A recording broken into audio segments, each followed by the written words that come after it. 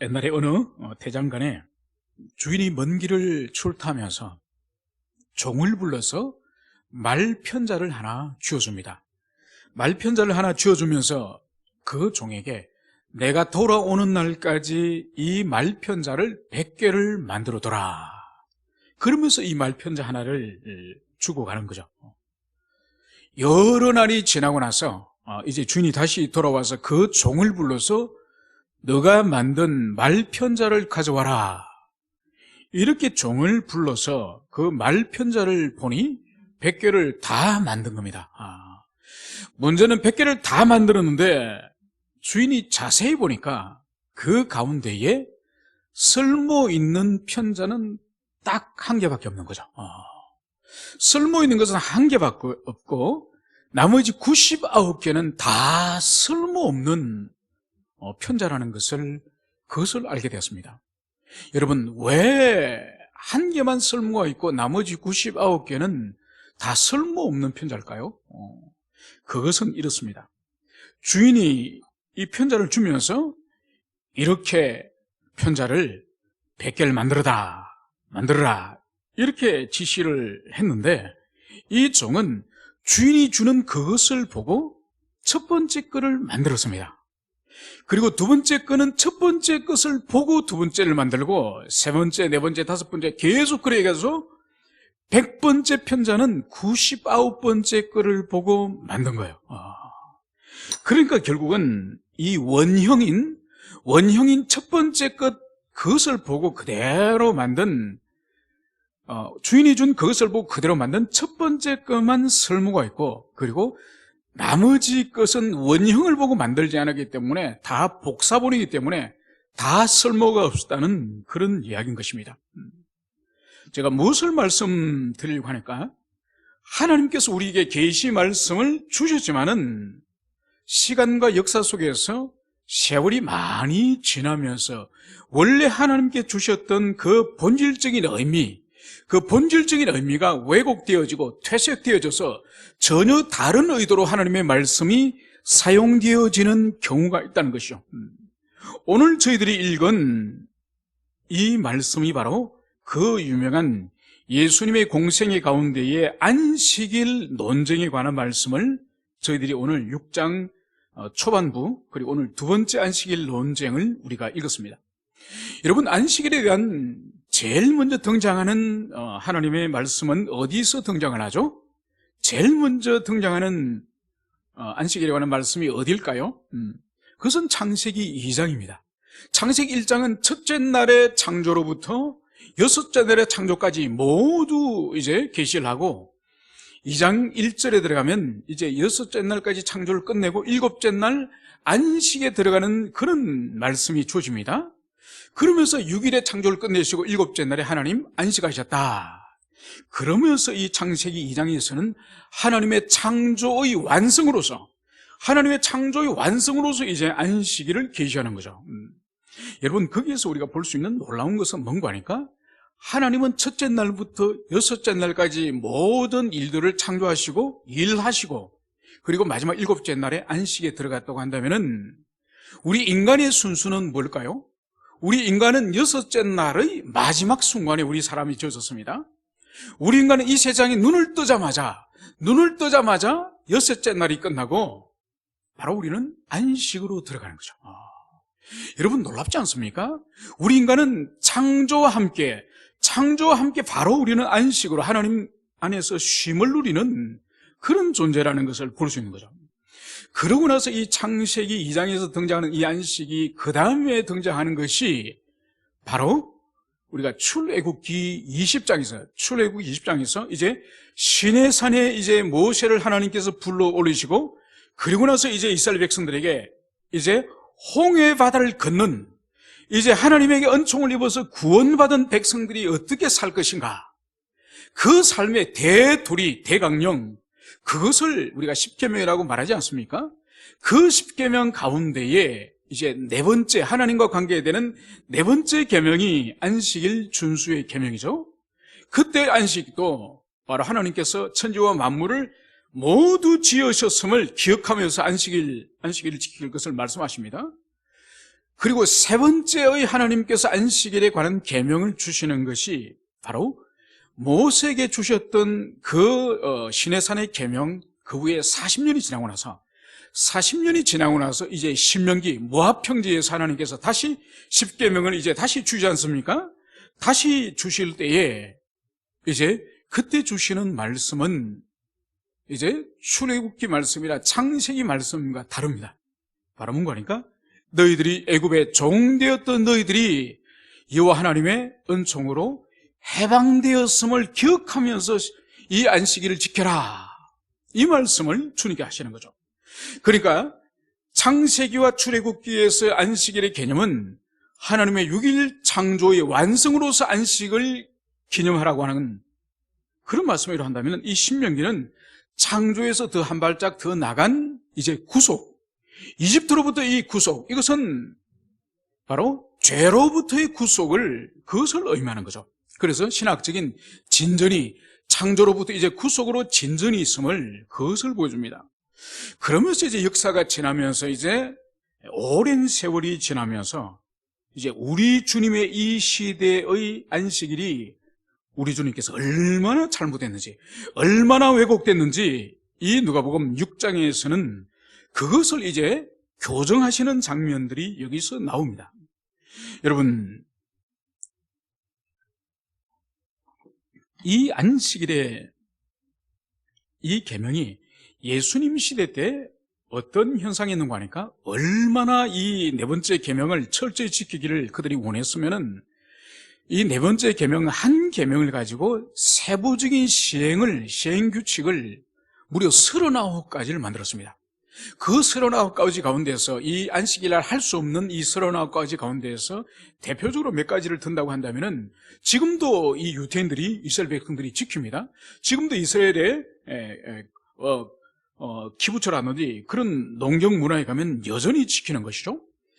그러니까 안식일날 밭을 갈 수도 없고, 씨앗을 파종할 수도 없고, 추수할 수도 없고, 타작할 수도 없는, 여러분, 그런 거와 함께 또 불을 켤 수도 없고, 불을 끌 수도 없고, 짐승을 도축할 수도 없고, 짐승의 가죽을 벗길 수도 없고, 여러분, 이런 것들이 오늘날도 얼마나 이 유태인들이 철저히 지키는지 모릅니다. 그래서 안식일이 되면은 일체 농사일을 할 수 없을 뿐만 아니라 심지어 불을 켜고 불을 끌 수 없기 때문에 이것을 적용해서 음식을 만드는 것은 말할 필요 없고, 심지어 자동차 시동을 거는 것이 이게 불을 켜는 걸 봅니다.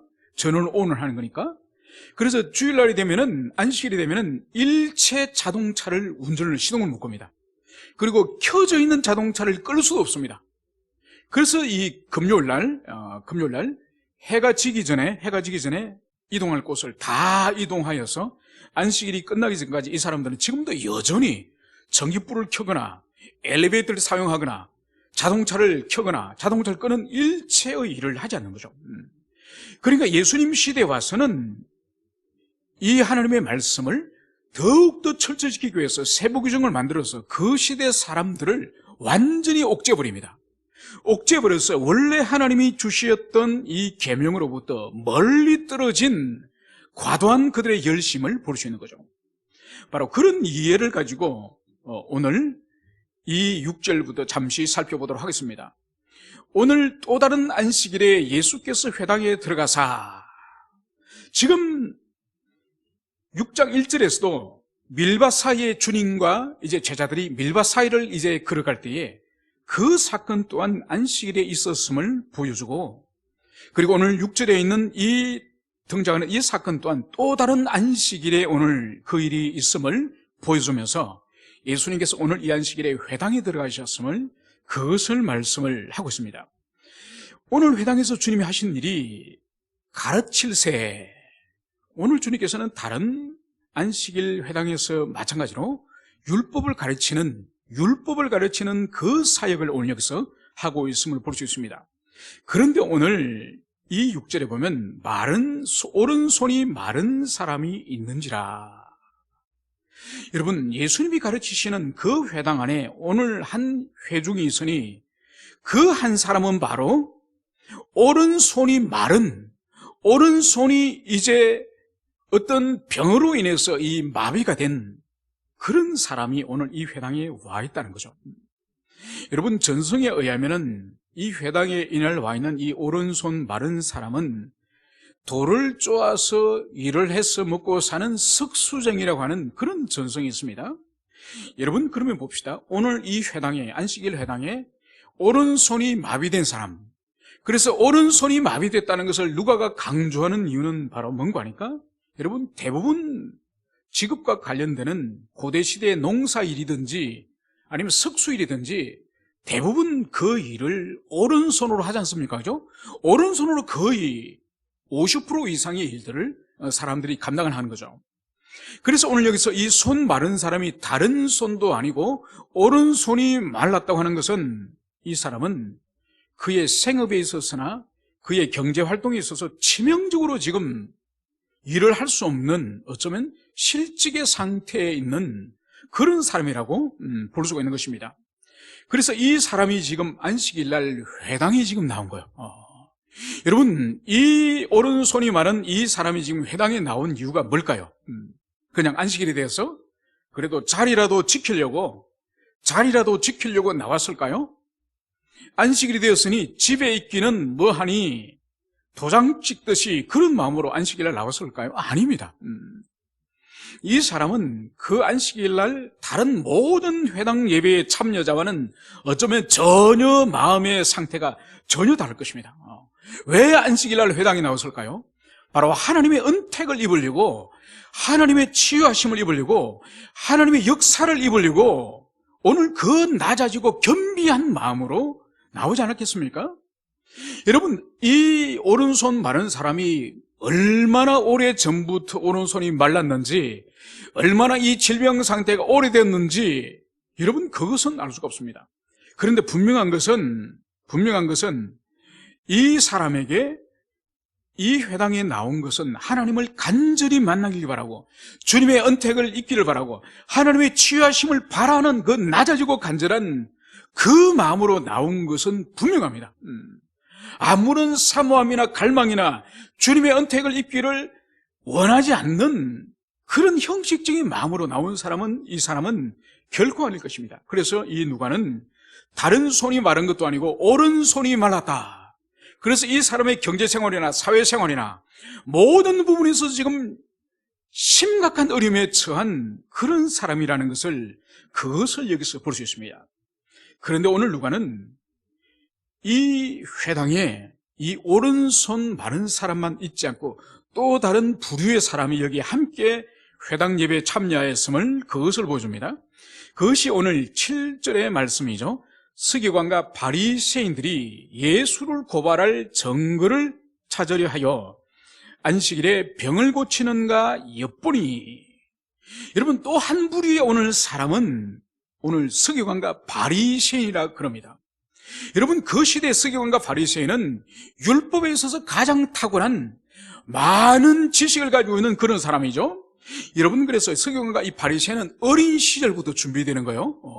우연히 자라서 이 서기관 바리새인을 하는 것이 아니라 어릴 때부터 그 바리새인이나 서기관 집안에서 자녀들을 앞으로 율법사를 키우기 위해서 어릴 때부터 하나님의 말씀을 아주 체계적으로, 이 과정들이, 이 바리새인 과정, 율법사 과정들이 있습니다.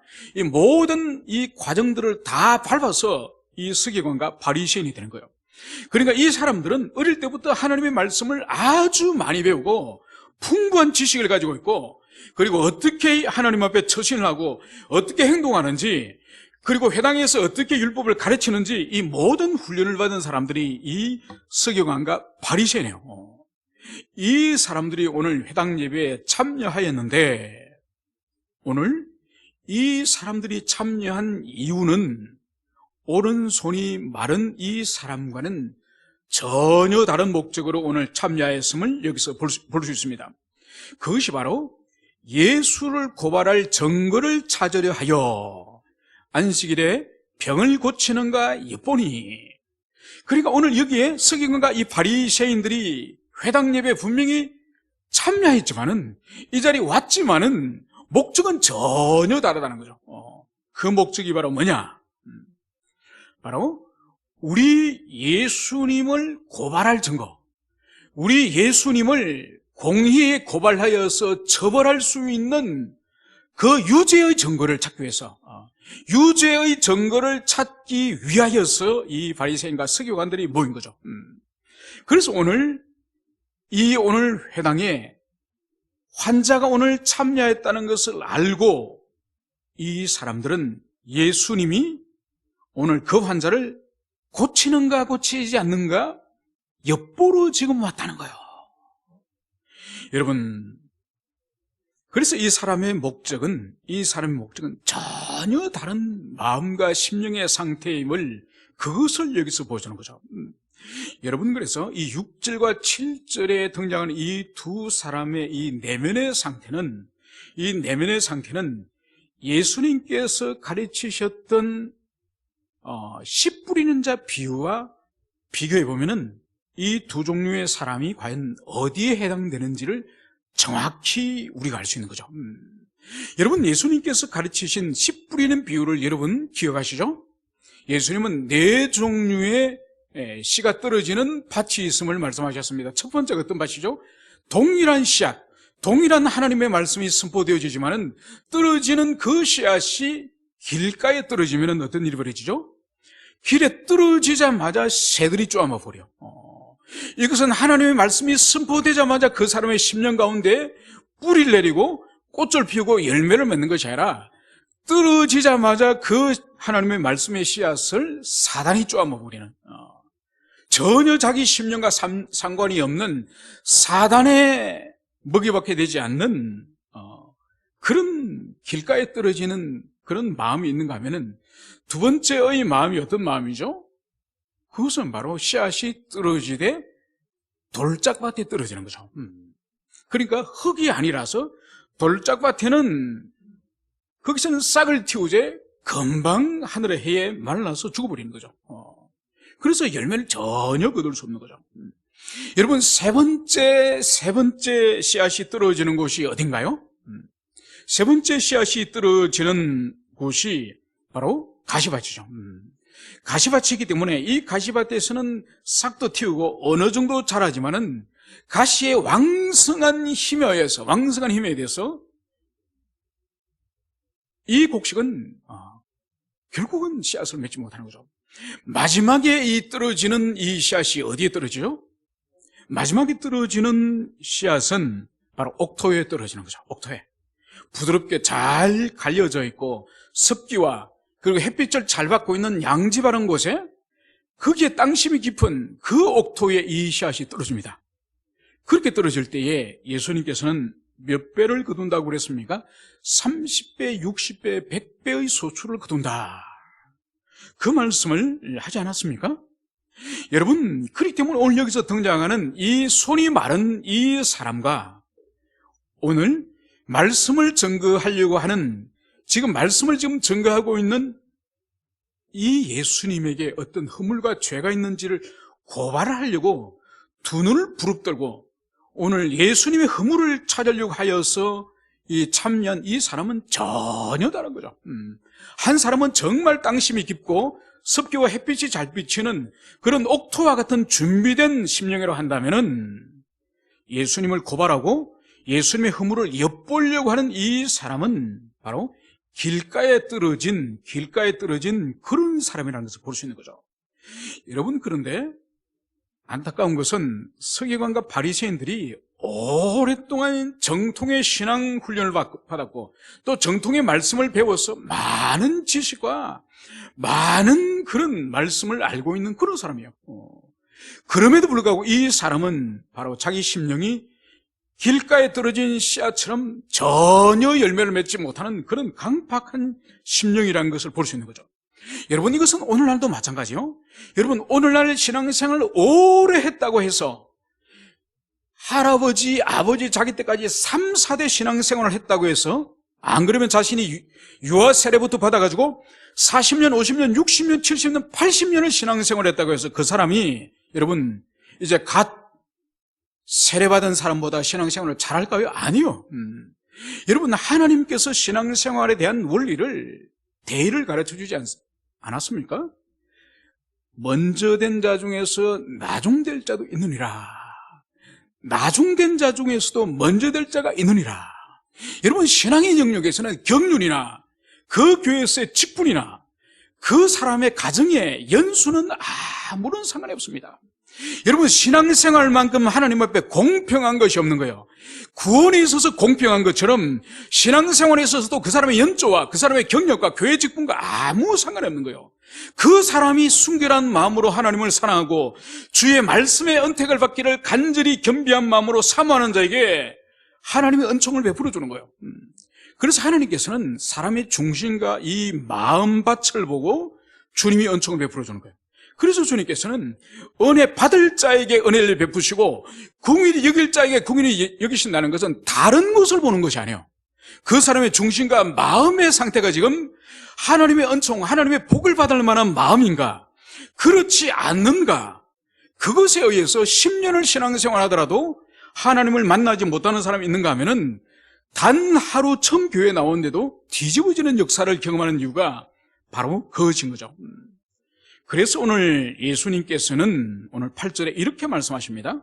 예수께서 그들의 생각을 아시고, 여러분, 말씀을 전가하시던 예수님께서 지체들의 이 참여하고 있는 회중들을 둘러보면서 그들의 얼굴만 보고 하시는 것이 아니라 오늘 성경은 그들의 생각을 아시고, 여러분, 누가가 예수님께서 사람들의 생각을 아신다고 기록하고 있는 이것은 바로 예수님이 가지고 있는 신적인 능력을, 신성을 여기서 계시하고 있는 것입니다.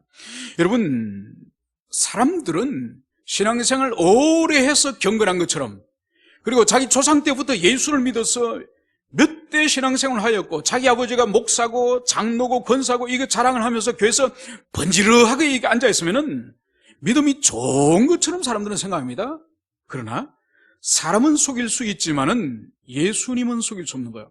예수님은 그 사람의 중심과 내면을 정확히 바라보시고 통찰하시기 때문에 오늘 예수님께서도 그 바리새인과 그 서기관들, 그러니까 일반적인 성도들하고 또 다른 어떤 복장이라든지 그런 외관을 가지고 버티고 앉아있는 그 사람들의 마음과 중심을, 생각을 정확히 보시는 거예요.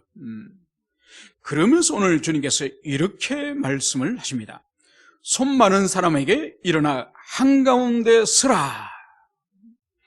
여러분, 말씀을 전가하신 주님께서 잠시 말씀을 멈추고 이제 이 손 마른 사람, 아마 이 손 마른 사람을 보고 일어나서 이 회당 한가운데 서라고 이렇게 주님이 말씀하신 것을 볼 때에 이 손 마른 사람은 아마 이 회당 한가운데 앉지도 못하고 아마 구석에 어디 앉아 있을 겁니다. 아마 어떤 자격지심이 있지 않겠습니까? 그 사람이 태어나면서부터 장애가 지금 있었는지 후천적으로 있었는지 모르지만은 이 히브리인들에게 있어서 이 손이 마른 이 장애 상태라고 하는 것은 자신을 지금 하나님이 기뻐하지 않는 어떤 질병 상태에 있는 것을 하나님의 일종의 어떤 저주를 받았거나 하나님께서 자신을 기뻐하지 않는 그런 존재라는 인식이 있지 않습니까? 그래서 이 회당 예배 가운데서도 아마 이 손 마른 사람은 아마 가해나 어떤 가장자리에 앉아서 아마 예배를 드렸을 겁니다. 그런데 그 사람에게 오늘 예수님께서 일어나서 한가운데 나오라. 그러니까 모든 사람이 볼 수 있는, 모든 사람이 지켜볼 수 있는 그 한가운데 이 사람을 세웠음을 볼 수 있습니다. 그러면서 오늘 주님께서 오늘 9절에 보면 그들에게 이르시되 내가 너에게 묻노니 안식일에 선을 행하는 것과 악을 행하는 것, 생명을 구하는 것과 죽이는 것 어느 것이 옳으냐. 여러분, 지금 회당 한가운데에 손이 말라서 지금 자격지심 가운데 위축되어 있는 이 초라한 이 사람이 이 수치심과 이 안타까운 모습으로 회당 한가운데 서 있을 때에 오늘 주님께서는 그들을 둘러보시며 그들에게 이르시되, 여러분, 이 그들은 누구를 말할까요? 이 그들은 물론 회당 가운데 예배드리는 모든 사람을 주님께서 둘러보셨겠지만은 그 가운데 특별히 이 바리새인과 이 서기관을 주목하여서 지켜보지 않았겠습니까? 그러면서 오늘 주님께서 단도직입적으로 오늘 안식일에 관해서 오늘 단도직입적으로 오늘 묻습니다. 그것이 바로 무엇이죠? 안식일날 선을 행하는 것이 옳으냐, 악을 행하는 것이 옳으냐? 그리고 생명을 구하는 것이 옳으냐? 바로 죽이는 것이 옳으냐? 여러분, 예수님께서 오늘 여기서 말씀하시는 것은 바로 안식일 계명의 본질, 이 안식일 계명의 본질이 너희들이 뭔지 알고 있느냐? 이것을 여기서 도전하는 것을 볼 수 있습니다. 그 시대는 하나의 계명을 가지고 39가지 세부 규정을 만들어가지고 이것도 하면 안 되고 저것도 하면 안 되고 이것도 하면 안 되고 저것도 하면 안 되고 39가지씩이나 하지 말도록 하는, 여러분, 여기에 안식일의 본질이 있는 것이 아니라는 거죠. 안식일의 본질은 의를 행하고 안식일의 본질은 생명을 살리는 극이 있음을 오늘 주님께서 도전하지 않습니까? 여러분, 마가복음에서는 예수님은 또 다른 안식일에 대한 도전을 하십니다. 마가복음에서는 예수님께서 사람이 안식일을 위해서 있느냐, 안식일이 사람을 위해서 있느냐, 이것을 도전합니다. 그러면서 예수님이 말씀하시죠. 안식일이 사람을 위해서 있는 것이지 사람이 안식을 위해서 있는 것이 아니다. 이 말씀을 주님이 분명히 말씀하시는 거죠. 그러면서 오늘 우리 주님께서는 10절에 드디어 그 사람에게 이렇게 말씀하십니다. 내 손을 내밀라. 여러분, 이 사람은 손이 말라서 어거라붙어 있는 사람이에요. 이 사람을 향해서 오늘 주님께서 내 손을 내밀라. 결코 마비되어서 이 손이 말라붙어서 손을 펼 수도 없는 이 사람에게 주님께서 내밀라, 이 말씀을 하시니 오늘 10절에서는 그가 그리하며, 바로 이 사람이 주님의 말씀을 신뢰하며 주님의 은총을 사모하며 바로 손을 내밀라 할 때 이 사람이 손을 내밀었다. 이것을 여기서 보여주는 거예요. 그래서 그 손이 회복된지라. 바로 예수님의 이 말씀에 그대로 순종을 하니 바로 주님의 그 능력을 힘입어서 이 사람의 손이 온전히 회복되었음을, 그것을 오늘 성경은 말씀을 하고 있습니다. 여러분, 그러니까 이 회당에서 이 사람이 매주 안식일 날 마른 손으로 이제 회당 예배에 참여했는데 오늘 나사렛 예수의 이 말씀 한마디, 손을 내밀라, 이 말씀과 함께 이 사람의 손을 내밀었을 때 이 손이 치유된 이 모습을 보고 아마 그 회당에 있는 사람들 모두 다 충격을 받고 엄청나게 그 사람들은 놀랐을 것입니다. 한 번도 장애 상태에 있는 손이 장애를 입고 이 말라 비틀어져 버린 이 손이 펴지는 것을 아마 이 시대 어느 사람도 경험하지 못했을 겁니다. 여러분, 오늘날도 마찬가지죠. 오늘날도 손이 쇠마비가 걸리거나 아니면은 몇 년간을 휠체어 생활을 하면은 여러분, 손과 발이 마치 에티오피아 난민처럼 뼈다귀밖에 남지 않습니다. 여러분, 그러면 그것을 오늘날도 21세기에도 그 사람을 다시 재활시키려면 몇 개월이나 몇 년 동안이나 잘 먹을 뿐만 아니라 계속 걷기 연습을 하고 신경치료를 하고 근육치료를 하고 인대를 치료하고, 여러분, 그래가지고 몇 개월에서 몇 년을 지나야 겨우 걷기를 시작하는 거예요. 그런데 2000년 전에 예수님께서 단 한마디의 말씀으로 바로 손을 펴라, 이 말씀에 바로 이 사람이 치유되는 것을 보니 얼마나 거기에 참여한, 예배에 참여한 사람들이 놀라면서 하나님께 영광을 돌렸겠습니까? 그런데 오늘 11절은 그렇지 않은 사람이 있음을 여기서 보여주고 있습니다. 그것은 바로 그들은 노기가 가득하여 예수를 어떻게 할까 하고 서로 의논하니라. 여러분, 오늘 11절에 등장하는 이 노기가 가득한, 이 분노로 가득한 이 그들은 누구를 말할까요? 이것은 바로 예수님을 고발할 증거를 찾으려고 지금 엿보고 있는 이 바리새인과 이 서기관들을 말하는 거죠. 여러분, 지금 자신의 동포요 형제인 이 평생에 이 손이 말라서 장애 상태에 있는 이 사람이 이제 치유되어지고 회복되어진 이 기쁜 일, 하나님께서 은총을 베풀어 주셔서 이 기쁜 일을 모두가 놀라워하면서 하나님께 영광을 돌리고 감사하는 이 일에 오늘 함께 참여하고 감사하기보다는 분노를 하면서 오늘 성경 누가는 어떻게 기록하고 있죠? 예수를 어떻게 할까? 여러분, 이전 개역에서는 예수를 어떻게 처치할까 이렇게 기록되었고, 마태와 마가복음에서는 이 부분을 어떻게 기록을 하고 있는 거니까 예수를 어떻게 죽일까. 여러분, 오늘 하나님의 큰 은혜를 경험하고 이 손이 이 말라있다가 이 펴진 이 사람은 얼마나 큰 하나님께 영광과 감사를 올려드리겠습니까? 그죠? 이런 은혜의 역사가 일어난 이 현장에서 모두가 기뻐하고 감사해야 될 이 일이 당연한 것인데, 오늘 분노하면서 그 하나님의 은택이 베풀어 준 우리 주님을 어떻게 죽여버릴까? 여러분, 이 모습을 여기서 볼 수 있는 거예요. 여러분, 동일한 공간 안에 동일한 회중들 가운데서 하나님의 은택을 누구는 입었고 누구는 하나님의 은혜를 경험하지 못한다고 한다면은, 여러분, 정상적인 영혼의 상태라고 한다면은 심령을 가슴을 치는 거예요. 하나님, 왜 저 영혼은 은혜를 입는데, 왜 저 영혼은 변화되는데, 왜 저 영혼은 하나님의 그 말씀에 감화를 받는데 왜 저에게는 그런 은혜가 없습니까? 하나님, 저에게는 무슨 문제가 있습니까? 하나님, 제 영혼의 상태를 보여주십시오. 그렇게 통해 자복하면서 주님 앞에 자기 심령을 찢지 않겠습니까? 그런데 이 바리새인과 서기관은 같은 회당 안에서 큰 은혜를 받고 그 평생에 그 장애 상태에 있는 이 사람이 고침을 받는 하나님의 엄청난 은총을 입었음에도 불구하고 오히려 이 현장에서 분노하여서 오히려 그 은택을 베풀어 주신 예수님을 어떻게 죽일까? 여러분, 이 모습을 여기서 볼 수 있는 거예요. 여러분, 그래서 오늘날도 마찬가지예요. 오늘날 교회 안에서도 여러분, 동일한 말씀을 선포하더라도, 동일한 말씀이 증거되더라도 어떤 사람은 은혜를 받는가 하면은 어떤 사람은 은혜를 받지 못하는 거예요.